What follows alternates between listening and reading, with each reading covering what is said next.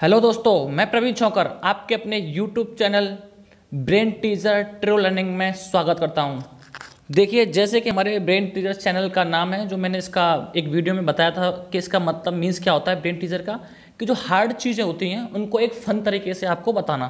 तो जैसे ही आज का हमारा जो टॉपिक है, जो अधगम के प्रकार हैं, जो कि थोड़ा बच्चों को थोड़ा हार्ड लगता है, मैं इसको एक ऐसे फन तरीके से और ऐसे वर्डों पर आधारित बताऊंगा कि जो आप कभी ज़िंदगी में उसको भूलोगे नहीं। ट्रिक्स मान लो, उसको ट्रिक्स नहीं बोलूँगा, मैं ट्रिक्स नहीं कराता, लेकिन फिर भी उसको इस तरीके से कराऊंगा जो कि आप कभी भूलोगे नहीं। देखिए, सबसे पहले आज हमारा जो कारगिल विजय दिवस है, उस कारगिल विजय दिवस की आप सभी लोगों को मेरी तरफ से बहुत बड़ी शुभकामनाएं। और ये जो कारगिल दिवस है हमारे क्यों मनाया जाता है, जो इंडिया पाकिस्तान का जो हमारा ये जो युद्ध हुआ था इंडिया पाकिस्तान के बीच, तो 3 मई 1999 को पाकिस्तान ने इंडिया के साथ युद्ध स्टार्ट किया था और जो कारगिल की जो हमारी पहाड़ियाँ हैं उन पर कब्जा कर लिया था।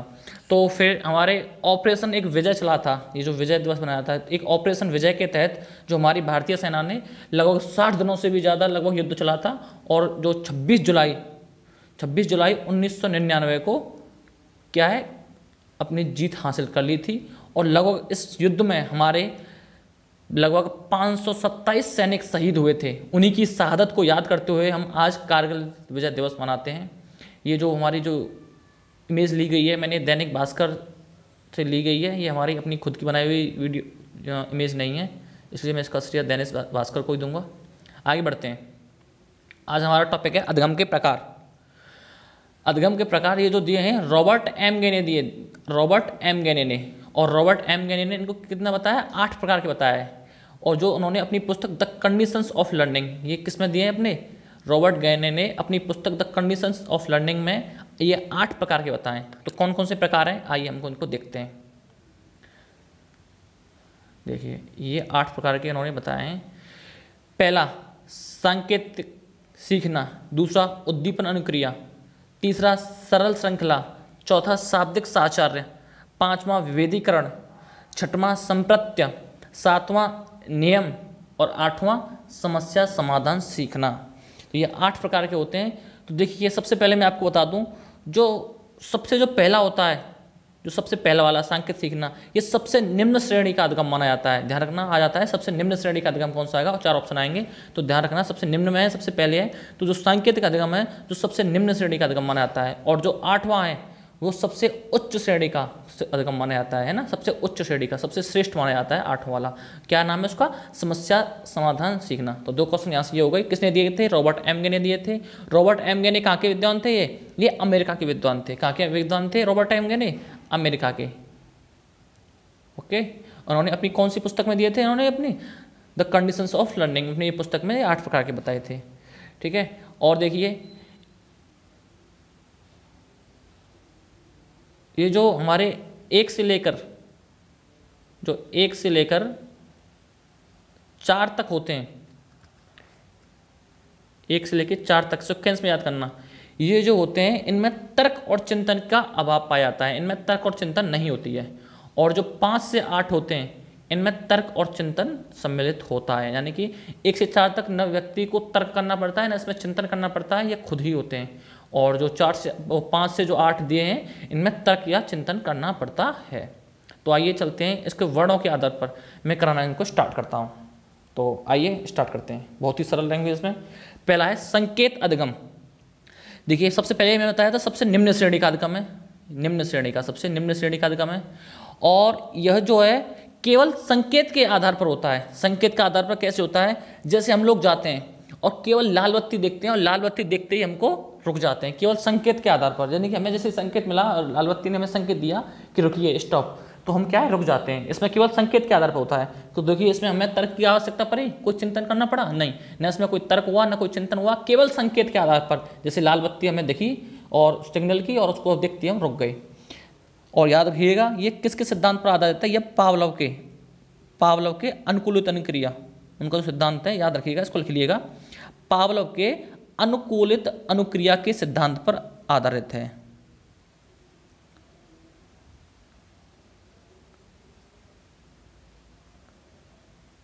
पावलोव के अनुकूलित अनुक्रिया के सिद्धांत पर आधारित है। तो संकेत अधिगम, ठीक है, संकेत के आधार पर, यानी कि केवल संकेत के आधार पर रुक जाते हैं, वर्ड के जैसे वर्ड है।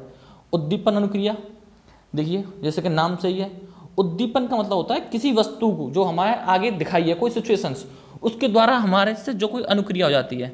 जैसे आप ऐसे समझ लिए कि कोई उद्दीपक हमारे सामने आया और उसको देखते ही हमारे क्या व्यवहार में कोई अनुक्रिया हो गई, और उस अनुक्रिया के आधार पर क्या कोई अधिगम हो गया, उसके आधार पर क्या होता है, अनुक्रिया अधिगम हो गया। एग्जाम्पल लीजिए, जैसे हम क्या है किसी विद्यालय वगैरह में पढ़ते हैं या फिर किसी कॉलेज वगैरह में पढ़ते हैं, या फिर हमारी ट्रेन देख लीजिए, कोई ट्रेन पता है हमें, तो हमें जैसे 4 बजे जाना है, ट्रेन हमारी 4 बजे की ट्रेन है और उस पटरी पे कोई ट्रेन नहीं आती है, तो जैसे ही 4 बजे की जैसे ट्रेन आएगी तो हमें उसको पता चल जाएगा कि हाँ हमारी ट्रेन आ गई और ये उस ट्रेन में हमको जाना है, ऐसे मत समझिए, और उस ट्रेन में हमें जाना है, और उस ट्रेन को आते ही हम तुरंत पता चल जाएगा कि हाँ 4 बजे हमें जाना है, और हम तुरंत उसको 4 बजे के हिसाब से हमारी क्या है क्रिया होगी, अनुक्रिया होगी हमारी उद्दीपक को देखकर। उद्दीपक क्या होगी, हमारी यहाँ पे ट्रेन हो गई, और अनुक्रिया उसको देखते ही कि हाँ हमारी ट्रेन आ गई, हम भागना स्टार्ट कर देंगे क्योंकि हमको वो ट्रेन पकड़नी है। एक दूसरा एग्जाम्पल ऐसे लीजिए कि हम अलार्म बढ़ते हैं, अलार्म हमारा 4 नहीं बजे होते हैं, लेकिन फिर भी उससे पहले अगर हम लगा के सो जाएं कि हाँ हमें 4 अलार्म लगा के सोना है, और 4 बजे जैसे ही अलार्म बजता है तुरंत हम जग जाते हैं कि हाँ हमारा जगने का टाइम हो गया, ये उद्दीपक है हमारी अनुक्रिया, तो यहाँ पे उद्दीपक अलार्म काम कर देगा, अनुक्रिया हो जाएगा, ठीक है, इस तरीके से हो जाता है। श्रृंखला अधिगम, देखिए उद्दीपन अनुक्रिया, जो उद्दीपन अनुक्रिया है वो थॉर्नडाइक के उद्दीपन के अनुक्रिया के सिद्धांत पर है। किसके सिद्धांत पर? थॉर्नडाइक, वो पावलोव पे था, ये थॉर्नडाइक, याद रखिएगा इसको। जो उद्दीपन अनुक्रिया थॉर्नडाइक के, इसमें भी तर्क और चिंतन का अभाव पाया जाता है। जो 1 से 4 तक होंगे उन सभी में तर्क और चिंतन, देखिए इसमें कोई तर्क चिंतन करना पड़ता है, कोई तर्क चिंतन नहीं करना पड़ता।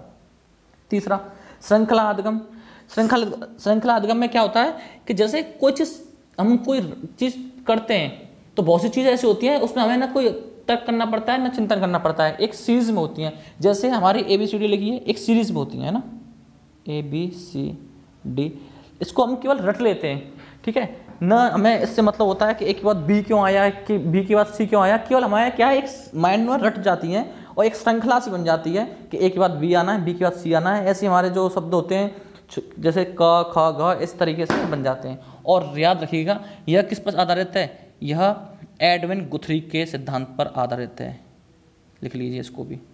तीसरा क्या है, एडविन गुथरी के सिद्धांत पर आधारित है, एक श्रृंखला में, ठीक है।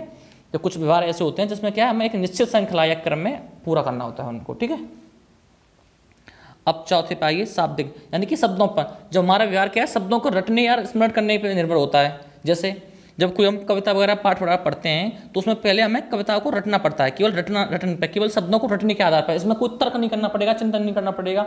टीचर आके बोल गया या कोई हम क्वेश्चन है, टीचर आके बोल गया कि मुझे ये क्वेश्चन याद करना चाहिए, उसको ना हम समझेंगे कि कैसे क्या है, केवल रट देंगे उसको, उसके शब्दों को क्या रट देंगे, स्मरण कर देंगे, उसमें न तो अपना तर्क यूज करेंगे न कोई चिंतन यूज करेंगे, कैसे हुआ उसको हम क्या है केवल रट देंगे, उसके आधार पर क्या उसको क्या बोला जाता है, शाब्दिक अधिगम। जैसे बहुत लोगों को मैथ नहीं आता है, उनको पता चल जाए कि क्वेश्चन आने वाला है, तो उस क्वेश्चन को न समझते हैं ना उसमें कुछ तर्क करते हैं ना चिंतन करते हैं, और मैथ के क्वेश्चन को भी रट ले जाते हैं, ऐसे ऐसे लोग भी होते हैं। तो क्या किस में आएगा, वो शाब्दिक अधिगम आएगा, यानी कि शब्दों को केवल रटना, न कि उसको अर्थ को जानना, न उसको चिंतन करना, धर्म का। अब यहाँ से देखो 5, यहाँ से चिंतन स्टार्ट हो जाएगा, देखिए यहाँ से चिंतन स्टार्ट हो जाता है। मैंने बताया था 1 से 4 तक ना तर्क या चिंतन कुछ नहीं होता, 5 से चिंतन हो जाता है। बहुविभेदन, देखिए नाम से जैसे पता चल रहा है, बहुविभेदन यानी कि एक से ज़्यादा हमारे पास क्या हो, चॉइस हो, बहु यानी एक से ज़्यादा। जैसे 2 चॉइस हो हमारे पास, जैसे बाइक हो, 2 बाइक, हमको बाइक लेने के लिए गए हम, और एक बाइक तो देखी हमने, सपोज करो कोई 2 बाइक देखी, जैसे ये 2 बाइक हैं, इसका इंजन 125 सीसी का है, इसका इंजन 150 सीसी का है, तो दोनों में क्या है कलर भी अलग अलग है, दोनों के फंक्शन भी अलग होंगे, तो क्या है हम वहाँ पर तर्क करने लग जाएंगे। वहाँ पे जो सेलर जो होगा, जो हमें उसके जो कंडीशंस बता रहा होगा, जो उसको हमें खासियत बता रहा होगा, उससे हम तर्क करेंगे। अच्छा इसमें ये कैसे होगा, फिर इसमें ये कैसे होगा, मतलब दोनों को तर्क करेंगे, उसमें चिंतन करेंगे, और तब जाके चूज करेंगे कि हमें कौन सी बाइक हमारे लिए अच्छी होगी, हमें कौन सी बाइक लेनी चाहिए। तो देखिए 1 से ज़्यादा चॉइस होती है, वहाँ पे क्या है बहुविभेदन अधिगम होता है। तो यहाँ पे हमारे तर्क और चिंतन हो गया कि नहीं यूज। प्रत्यधिगम, प्रत्यय का मतलब देखिए होता है, प्रत्यय वर्ड का मतलब होता है विचार, ध्यान रखिएगा, प्रत्यय मीन्स होता है विचार, यानी विचारों का अधिगम सीधा सिंपल सा है। जब हमारे मन में कोई विचार आ जाए और उसके आधार पर कोई अधिगम होता है, जैसे जितने भी साइंटिस्ट वगैरह हमारे जो होते हैं उनके दिमाग में पहले साइंटिस्ट होता है, जैसे साइंटिस्ट होते हैं, उनके मन में पहले विचार आता है और उसके आधार पर क्या है वो आविष्कार कर देते हैं। जैसे अब इस टाइम पे कोरोना वैक्सीन को लेकर चल रहा है, तो हमारे जो साइंटिस्ट जितने भी लगे हुए हैं, जो हमारे डॉक्टर्स लगे हुए हैं, पहले उन्होंने क्या है एक विचार आया हुआ कि जो हमारा जो कोरोना है इस वजह से होता है, इस वजह से होता है, इस वजह से होता है, तो इसको किस तरीके से दूर किया जा सकता है। तो उनके मन में पहले विचार आए होंगे और उस विचार के आधार पर ही वो हमारी जो वैक्सीन पे जो काम कर रहे हैं उन विचारों के आधार पर ही अपने क्या है निरीक्षण कर रहे होंगे और उन्हीं पे अपना क्या है प्रयोग कर रहे होंगे। तो ये विचारों पर आधारित होता है। प्रत्यमित विचार। सिद्धांत अधिगम, यानी कुछ सिद्धांत ऐसे हों जो फिक्स हैं, उसमें हम कुछ कर नहीं सकते। जैसे हाइड्रोजन प्लस ऑक्सीजन को जब हम मिलाएंगे तो हमें H2 यानी कि पानी ही मिलेगा, यानी कि ये सिद्धांत पर आधारित होते हैं, इसमें हम कुछ कर नहीं सकते। ठीक है। समस्या समाधान, ये सबसे लास्ट का, मैंने सबसे उच्च श्रेणी का बताया था, मैंने ये सबसे उच्च श्रेणी का क्यों बताया था उच्च श्रेणी का। देखिए चिंतन तो हम हमेशा करते हैं जब हम कोई होता है, लेकिन जब समस्या होती है तब उस टाइम पे हम उच्च श्रेणी का चिंतन करते हैं। जैसे किसी हम समस्या में फंस गए हैं किसी टाइम पे, कोई भी ले लिए, फॉर एग्जांपल लीजिए जैसे कल हमारा पेपर है और अभी तक हमने कुछ भी याद नहीं किया है, तो एक हमारे सामने क्या है एक समस्या आ गई है चीज़ हमारे कि अब कैसे तैयारी करें।